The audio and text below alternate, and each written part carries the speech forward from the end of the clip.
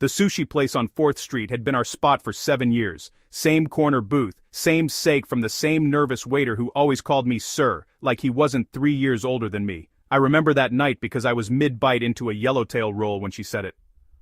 We need to talk. Nobody says we need to talk while reaching for the soy sauce unless they're about to detonate something. I put my chopsticks down. I've been unhappy for a while. Maya was looking at the table, at the wall, at anything that wasn't me. Her wedding ring caught the overhead light when she tucked her hair behind her ear. And I think we should consider opening up the marriage. The restaurant didn't stop. The couple 2 tables over kept laughing. The waiter kept pouring water. The world kept spinning, while my brain tried to process a sentence that felt like it had been copy-pasted from a Reddit thread I'd read once and immediately closed. Open the marriage, I repeated. I've met someone. There it was. The real confession, wrapped in therapy language and served on a ceramic plate. His name is Derek, he's my new manager at work, and There's something there, Luke. Something I haven't felt in a long time. I looked at my wife of 4 years. The woman who'd held my hand through my father's funeral, who'd danced at our wedding to a song I still couldn't hear without tearing up. She was wearing the navy blouse I'd bought her for her birthday, the one that brought out the gold in her skin. How long? A few months. Months. The word came out flat. It wasn't physical until recently, I swear. But the emotional part, Luke, I can't help how I feel. And I've been reading about ethical non-monogamy, and I think it could actually make us stronger. It's about honesty. About not putting all the pressure on one person to meet every need. She'd rehearsed this. I could tell by the way the sentences came out smooth, like she'd practiced them in the car on the way here, the way her voice had that reasonable, measured quality that people use when they've already decided and are now just waiting for you to catch up. You cheated on me. I'm telling you now. After months. Luke. She reached across the table. I watched her hand like it belonged to a stranger. I love you. I don't want to lose you. But I also need to be honest about what I want, and I think if we're both getting our needs met, we can actually be happier, more fulfilled. I've been talking to some women in my yoga class. Your yoga class. Women who've done this. Who have open marriages. They say it's transformed their relationships. The honesty, the communication. It's not about replacing you. It's about adding to what we have. I picked up my chopsticks. Put them down again. My hands needed to do something, but there was nothing to do. The roll was getting cold. What if I don't want this? She blinked. I think in her version of this conversation, I was supposed to cry, or get angry, or immediately start talking about who I might want to sleep with. The question seemed to short-circuit something. Then I don't know what that means for us. The check came. I paid it with the same card I'd been using for 7 years of sushi dates. We drove home in silence. She changed into her pajamas, the silk set I'd gotten her for our 3rd anniversary, and went to sleep like nothing had happened. I sat in the living room until 3 a.m., scrolling through articles about open marriages, the key to a thriving relationship, why monogamy is outdated, how we found freedom in non-monogamy. All of them written by people who, I noticed, were either already divorced or had never been married. We negotiated my wife's affair like a severance package. That's what it felt like. Sitting at our kitchen island with spreadsheets open on her laptop, her showing me articles about boundaries and compersion, a word I'd never heard before that apparently meant feeling joy at your partner's joy with someone else. The emotional equivalent of watching your wife kiss another man and calling it beautiful. Tuesdays and Thursdays, she said, reading from a list she'd made. That's when I'll see Derek. The other nights are ours. No overnights until we're both comfortable. Always use protection. We share details or we don't, whatever you prefer. You've already been seeing him. She stopped scrolling. That was different. That was before we agreed. Before you told me, you mean. Luke, I'm trying to do this the right way now. The right way. As if there was a correct method for dismantling a marriage while keeping the outer structure intact. As if she'd found a manual that told her how to fuck her boss without technically being a cheater. I thought about Derek. I'd never met him, but I'd seen his name on her phone notifications before she started angling the screen away. He had a LinkedIn profile I'd looked at during a sleepless night. Mid-30s, graduate of some state school, worked his way up from regional sales to management. In his profile photo he was wearing a blue blazer and smiling with the particular confidence of a man who'd never had to wonder if he was good enough. "What about me?" I asked. "What do you mean? Is this open for me too, or is this just about you and Derek?"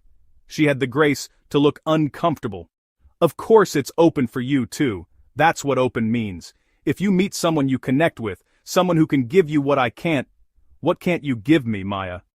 The question hung there. She didn't answer it. I don't think she knew how.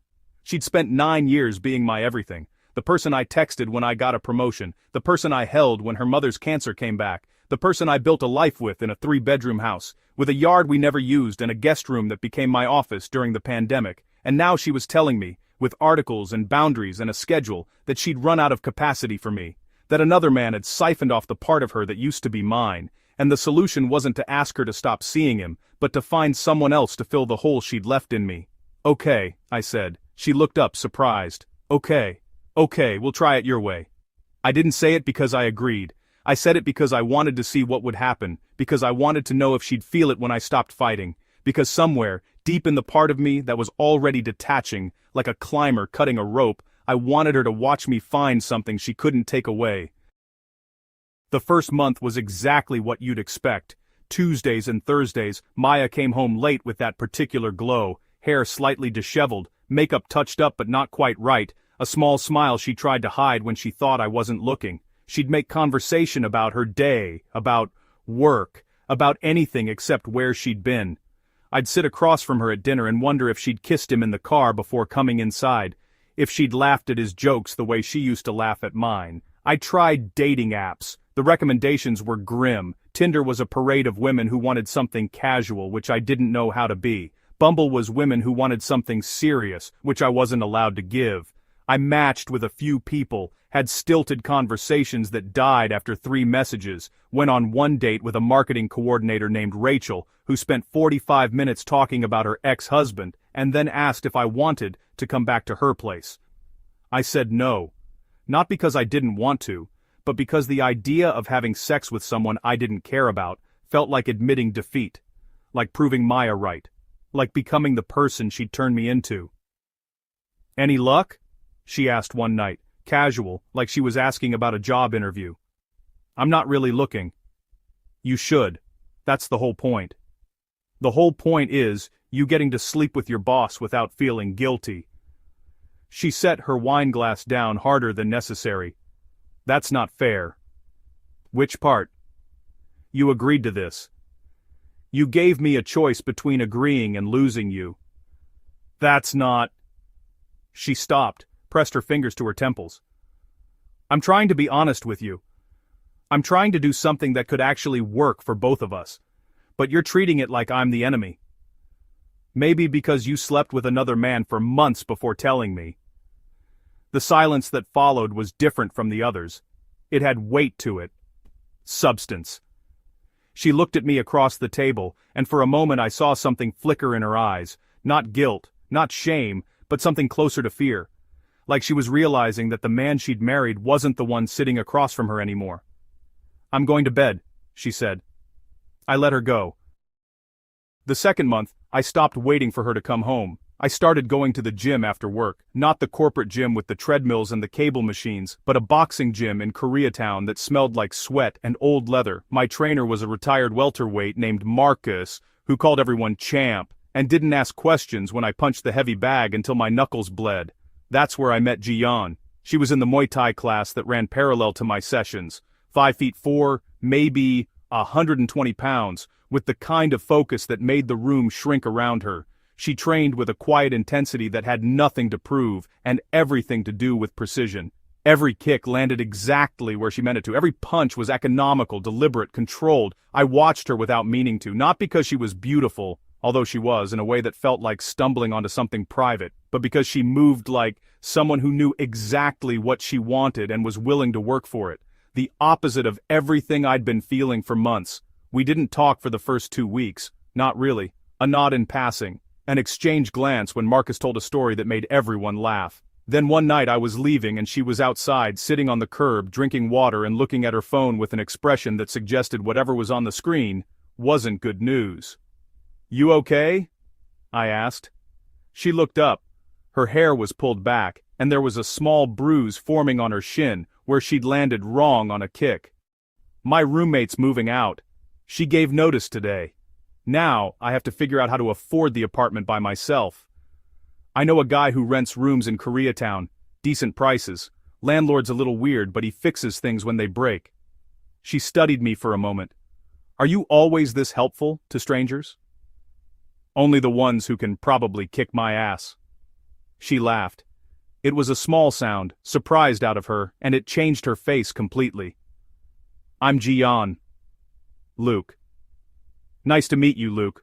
What's your deal?" It was such a direct question. No preamble, no softening. She asked it the way she threw a jab, straight, without hesitation. And for some reason, I answered honestly. "My wife wanted an open marriage so she could sleep with her boss. I'm trying to figure out if I'm okay with it." Jian didn't flinch, didn't offer platitudes or advice, just nodded, capped her water bottle and said, "That sounds like a lot. Yeah. I'm buying tacos across the street. You want one?" It wasn't a date. It wasn't even a gesture. It was two people who'd been hitting things for an hour sharing a meal because being alone seemed worse than being together. But when she handed me my taco, al pastor, extra cilantro, and sat down across from me on the curb, something in my chest unlocked that I hadn't realized was stuck. We started training together after that, not officially, but Marcus noticed we both stayed late, so he'd have us run drills. Jian taught me how to check kicks. I spotted her on strength days. We fell into a rhythm that felt natural in a way nothing had in months. She didn't ask about Maya unless I brought her up. When I did, she listened without judgment, which somehow made me want to talk about it less. There was something about the way she held space, not waiting to speak, not formulating a response, just being present, that made the whole situation feel smaller, more manageable, like it wasn't the defining fact of my life. "Can I ask you something?" I said one night. We were sitting on the gym floor after everyone else had left, our backs against the wall, watching Marcus lock up the equipment cage. "Sure." "Why do you do this? Muay Thai, I mean. You're not trying to fight professionally."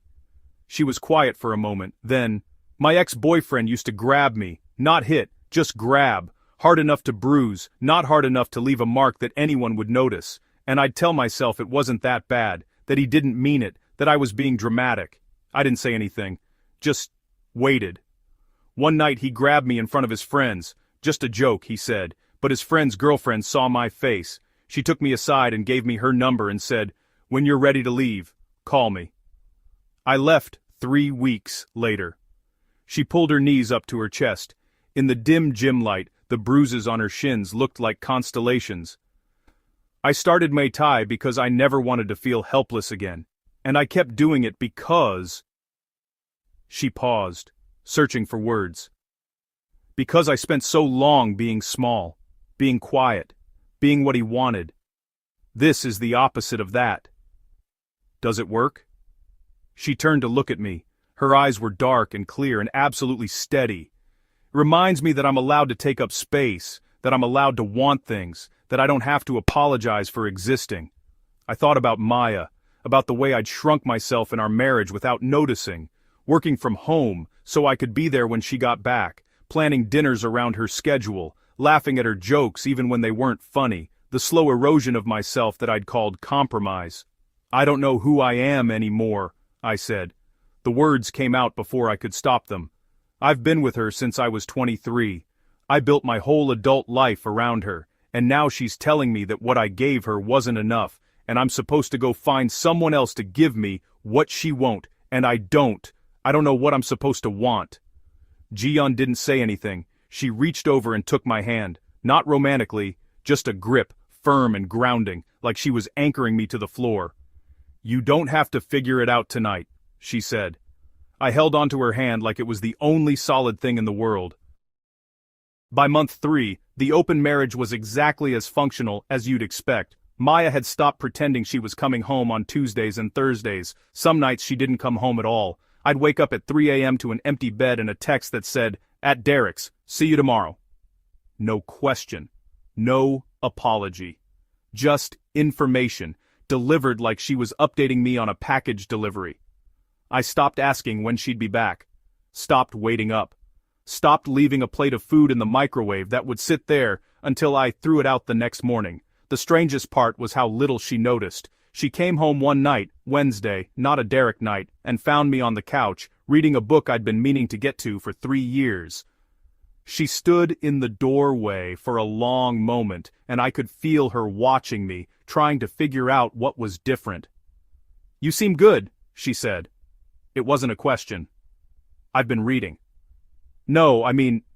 She came into the room, sat on the armchair instead of next to me on the couch. "You seem different. Happier. I'm working out more. You've been spending a lot of time at that gym."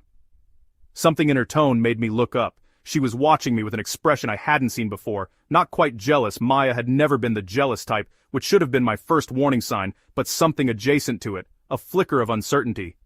"Marcus is a good trainer," I said. "Is that the only reason you're there?" The question was loaded. I could feel the weight of it, the implication underneath. She wasn't asking about Marcus. "Are you asking if I'm seeing someone?" She shrugged, but the movement was stiff. "I'm just curious. We agreed this was open for both of us. I want you to be honest if something's happening." Something in me wanted to tell her about Gian, not because I'd done anything wrong. We hadn't kissed, hadn't touched, beyond that one handhold, hadn't even acknowledged that there was anything between us beyond friendship, but because I wanted to see Maya's face when I told her that someone else had seen me, that someone had looked at the broken thing she'd discarded and seen something worth holding. I didn't though, not because I was protecting her, but because protecting Gian mattered more. "There's nothing to tell," I said. Maya nodded, slowly. I could see her deciding whether to push, and then deciding against it. She got up, kissed the top of my head the way she used to do when we were still easy with each other, and went to take a shower. I sat on the couch for a long time after she left, staring at the wall, feeling the ghost of her lips on my hair, and wondering why it didn't feel like anything anymore. It happened on a Tuesday. I know it was a Tuesday because that was supposed to be Maya's night with Derek, which meant she wouldn't be home until late, which meant I had no reason to leave the gym early. Gian and I had been sparring, light contact, just technique, but she caught me with a body kick that folded me in half and made me laugh so hard I couldn't breathe. She was laughing too, apologizing, helping me straighten up, her hands on my shoulders to steady me. "You're supposed to block that," she said. I was distracted. "By what?" "By you." The words came out before I could stop them.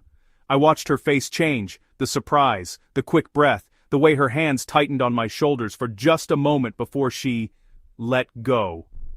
We stood there in the empty gym, the fluorescent lights humming overhead, and I realized I hadn't been this close to another woman in 9 years. Not like this.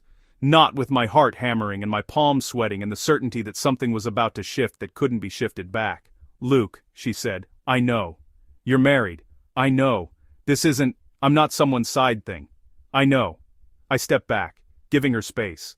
"I'm not asking you to be. I'm not asking you for anything. I wanted you to know that when I'm here, it's not just because of the training, that when you took my hand that night, it was the first time in months I felt like a person instead of a placeholder." She was quiet for a long time. I could see her thinking, could see her weighing something in her mind, the same directness she brought to everything else. "What do you want, Luke?"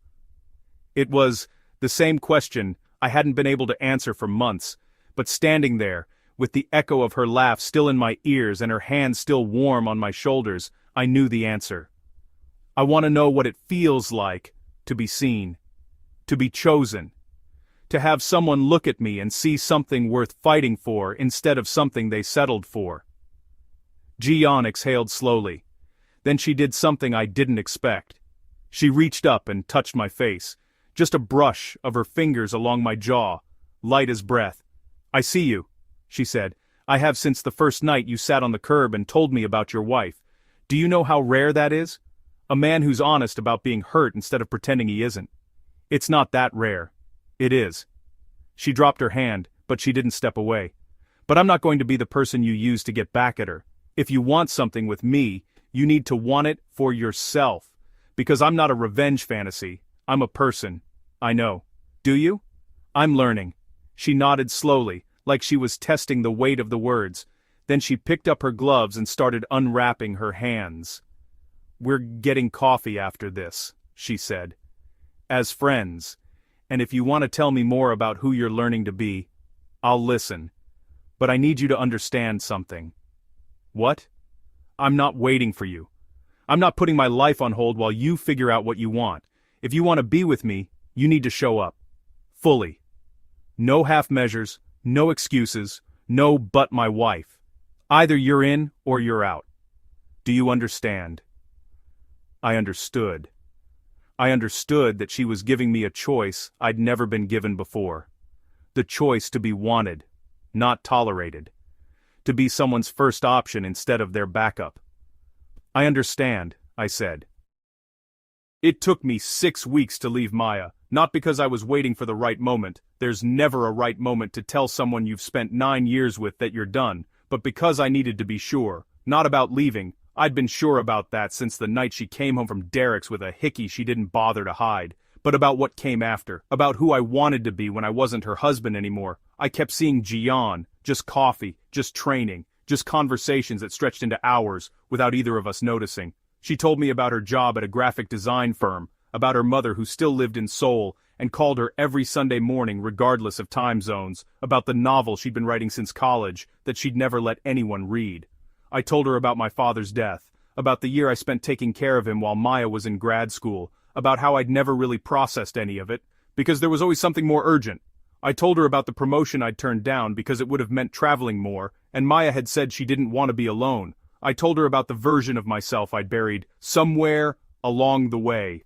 The one who used to build things with his hands and stay up all night reading and believe that love was supposed to make you bigger, not smaller. She listened. She always listened. And when I was done talking, she didn't tell me what to do. She just said, "That version of you isn't gone. He's just been waiting for you to come back." On a Thursday, another Derek night, I came home and found Maya on the couch, crying. She wasn't supposed to be home. She was supposed to be with him, doing whatever she did with him, in whatever version of our marriage she'd constructed for herself. But there she was, curled up in the corner of the sectional, her phone on the coffee table, face up, tears tracking through her makeup. Maya.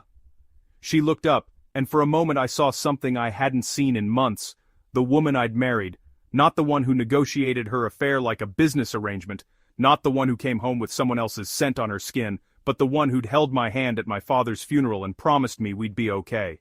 "He's getting married," she said. I sat down on the armchair, not next to her. I'd stopped sitting next to her months ago, and neither of us had mentioned it.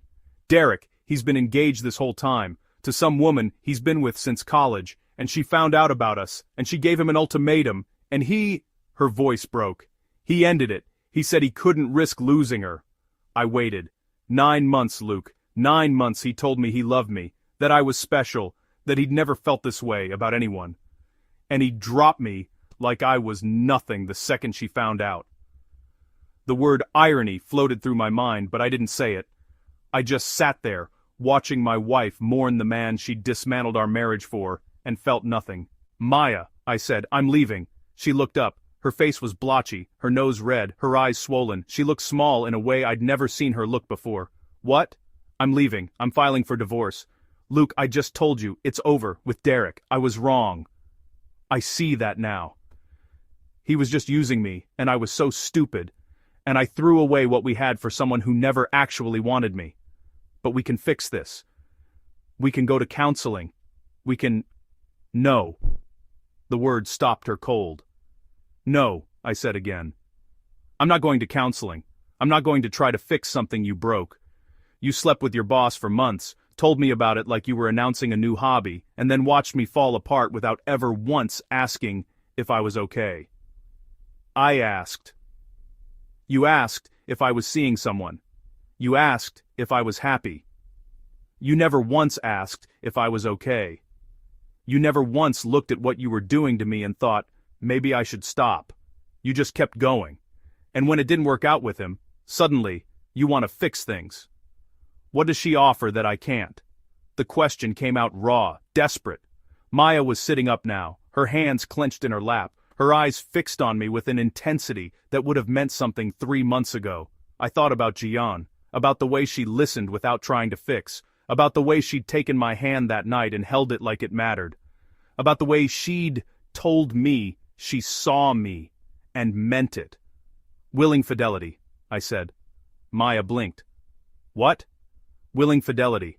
That's what she offers. Not because I demand it or negotiate it or open the marriage to make it easier, but because she wants to. Because she looks at me and sees someone worth choosing, not someone worth settling for. That's not fair.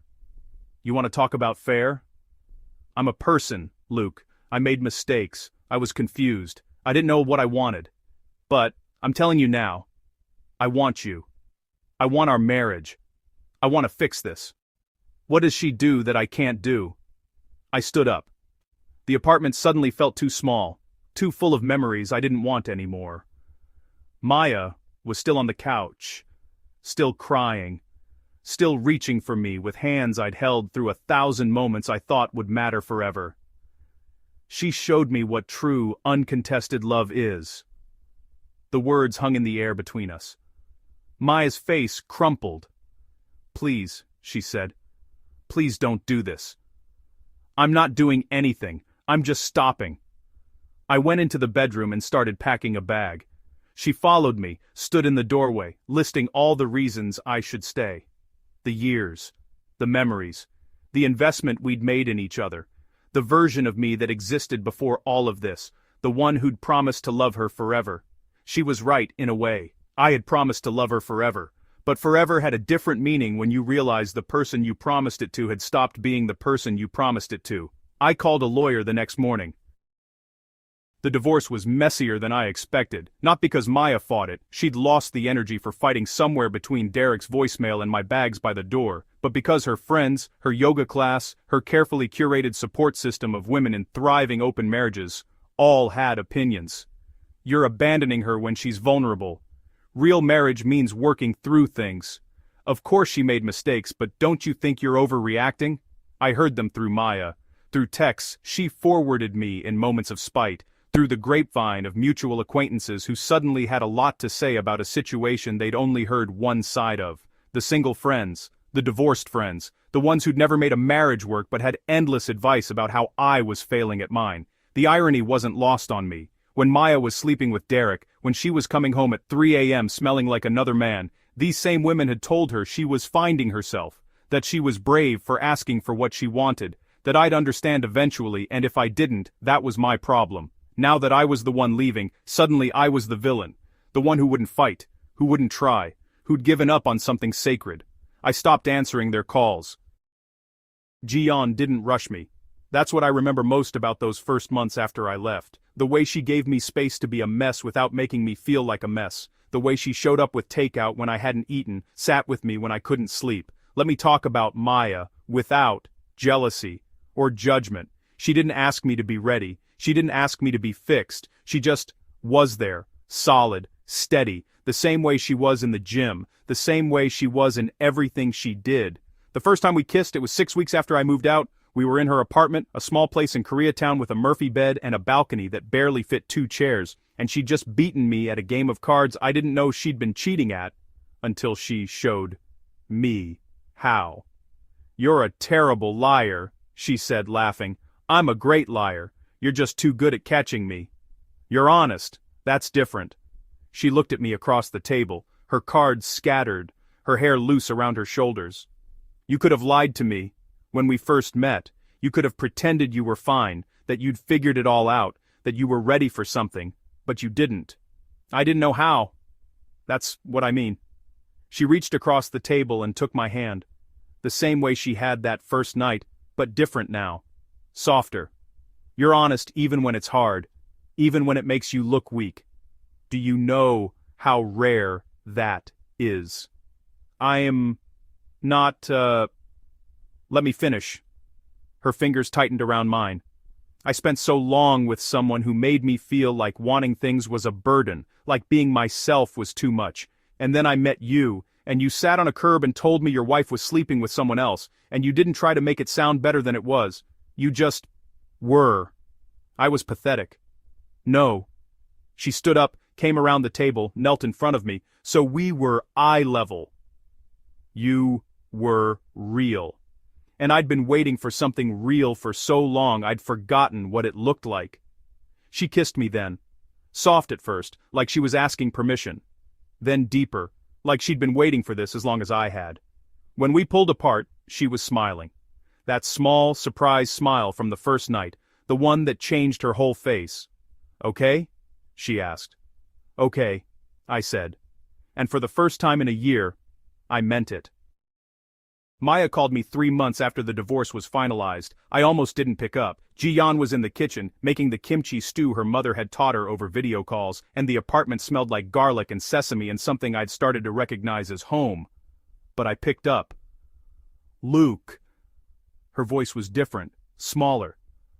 I just wanted to say I'm sorry. I leaned against the counter, watching Ji-yeon stir the pot. Okay. I've been seeing a therapist. A real one, not the woman from yoga who told me open marriages were the key to happiness. A bitter laugh. Turns out I was just surrounded by people who'd already destroyed their own relationships and wanted company. I could have told you that. I know. I didn't want to hear it. A pause. I wanted to be right. I wanted to have my cake and eat it too. I wanted you to wait for me while I figured out if there was something better, and then when there wasn't, I wanted you to be there. Maya. I know. I'm not asking for anything. I just needed you to know that I know. What I did to you, what I expected you to accept. I was so busy convincing myself I was being brave and honest that I never stopped to think about what I was doing to you. I closed my eyes. Ji-yeon glanced over, her expression questioning. I shook my head slightly. I was okay. You're seeing someone, Maya said. It wasn't a question. Yeah. Is she good to you? She's real. The line was quiet for a moment. I could hear her breathing, could picture her in her apartment.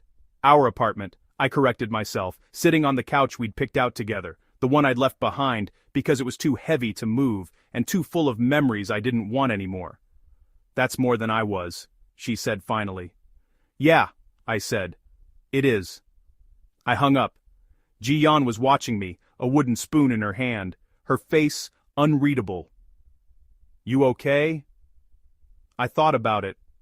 About the woman I'd loved for 9 years, the woman who'd broken me without meaning to, the woman who was only now starting to understand what she'd done. I thought about the version of myself who'd sat in that sushi restaurant and heard the words open marriage and felt his world collapse. I thought about the man I was now, the one who built things again, who stayed up reading, who loved a woman who chose him without hesitation, without conditions, without a schedule. I'm okay, I said. Ji-yeon smiled. She went back to the stove, and I went to set the table, and the evening stretched out in front of us, like something ordinary and precious and entirely ours. 6 months later, I ran into Derek. It was at a coffee shop near my new office, a place I'd started going after the divorce, after I took the promotion I'd turned down for Maya, after I started remembering who I was before I became someone's husband. He was sitting at a corner table, alone, scrolling through his phone. He looked older than his LinkedIn photo, tired. The blue blazer was rumpled and there was a wedding ring on his finger, new, from the shine of it, that he kept turning around and around. I almost walked past, but something made me stop. Derek. He looked up. For a moment there was nothing in his eyes, then recognition, followed by something that looked like shame. Luke. Right. Right. He gestured at the chair across from him. I didn't sit. I heard about you and Maya, he said. I'm sorry. Are you? He had the grace to look uncomfortable. I made a lot of mistakes. I was a coward. I told her things I didn't mean because I liked how she looked at me when I said them, and when my fiancé found out, I chose the easy thing, the safe thing. Is she your wife now? Yeah. He looked at the ring. She almost didn't marry me. I had to do a lot of work to prove I could be trusted. Therapy. Boundaries. No more late nights with female employees. That sounds exhausting. It's what I should have been doing anyway. He looked up at me. For what it's worth, Maya was collateral damage. That doesn't excuse what I did. But she wasn't the only one. She was just the one who got caught. I thought about that. About the months Maya had spent believing she was special, that what she had with Derek was something worth throwing away a marriage for, and all along, she'd been one of many, a diversion, a placeholder until the real thing found out. Play stupid games, I said. Derek laughed. It was a hollow sound. Win stupid prizes. Yeah. I left him there, scrolling through his phone, waiting for something I didn't care enough to imagine. Outside, the sun was setting over the city, turning everything gold. I had a text from Ji-yeon. Kimchi stew tonight? Mom sent more. She says you're too skinny. I smiled. Typed back, tell your mom I'm working on it. Her response came immediately. She says good. Also, she wants grandkids. No pressure. I laughed out loud, standing on the sidewalk, watching people stream past. A year ago, I'd been sitting in a sushi restaurant, watching my marriage end. 6 months ago, I'd been packing bags, walking away from a life I thought I couldn't live without. Now, I was here. Learning to build something new. Learning to be chosen. Learning, finally, what it felt like to be loved by someone who didn't need anyone else to be complete. I still think about Maya sometimes, not with longing, not with regret, but with the kind of recognition you have for someone you shared a country with before crossing the border into somewhere new. She was my life for 9 years. She taught me what I wanted, mostly by showing me what I didn't want. She taught me that love isn't a schedule, that fidelity isn't a negotiation, that the person who's willing to watch you break while they chase something better isn't someone who ever really loved you at all. When people ask me what went wrong with my marriage, I have a lot of answers, but the truest one is the simplest. I was willing to give her everything, and she was only willing to take what she wanted. Ji-yeon is different. She doesn't ask me to be anything other than what I am. She doesn't negotiate my worth or schedule her presence in my life. When she says she loves me, she means it the way she throws a kick, direct, without hesitation, without a backup plan. The other night, we were on her balcony, sharing a beer, watching the city lights flicker. She was telling me about her novel, the one she'd never let anyone read, and she stopped mid-sentence and looked at me with that expression I've come to recognize, the one that means she's seeing something I can't see. What? I asked. Nothing. She leaned her head against my shoulder. I just never thought I'd get to have this. Have what? Someone who stays.